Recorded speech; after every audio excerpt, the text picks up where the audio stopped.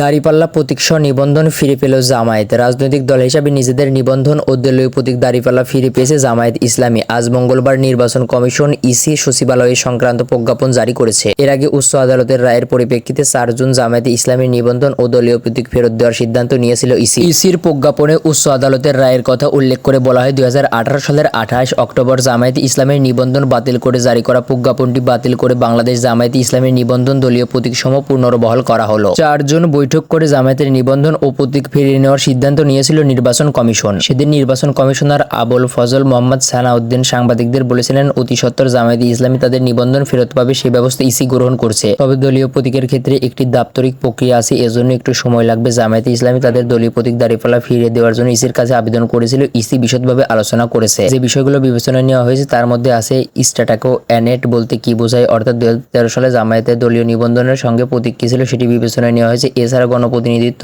আদেশের সংশ্লিষ্ট ধারাও বিবেচনায় নেওয়া হয়েছে।